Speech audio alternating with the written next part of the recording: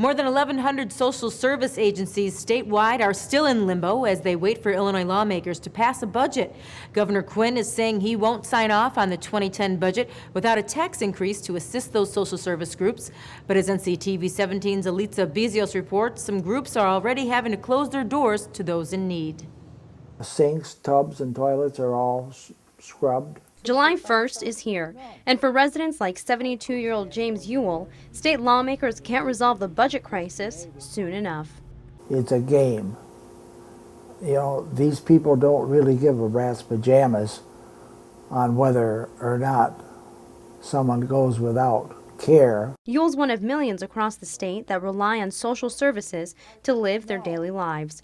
For him, the state picks up the tab on his home giver, who comes by only once a week to clean his home and do the laundry. Experts say without this service, many seniors could end up in a nursing home, a price 10 times more the state would have to pay. Our leaders are saying we're not going to spend $10,000, but we'll spend $100,000, sure.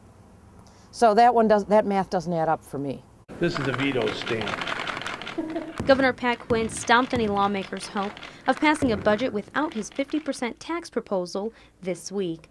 State legislators were trying to pass a plan that would have borrowed more than $2 billion from state pensions to make up for the social service cuts.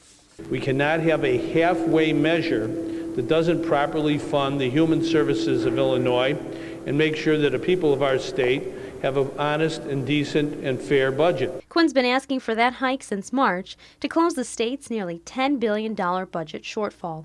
But over the past 2 weeks, more than 1,100 social service groups across the state have found themselves stuck in the middle. And seniors, they're not the only ones.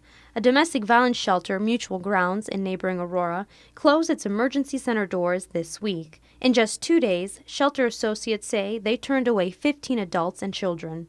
Ray Graham Association officials also had to shut down 6 of their programs, leaving 900 disabled clients without aid. Are entitled to an Quinn's response to this is that without a tax hike, the state has to cut billions from the Illinois Department of Human Services. State Minority Leader Tom Cross, who didn't vote for Quinn's budget back in March, is calling for reform to make up for the multi-billion-dollar deficit.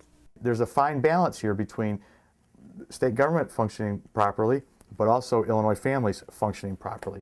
Lawmakers are scheduled to meet in Springfield again on July 14th. I'm Elitsa Bizios for Naperville Community Television, Channel 17.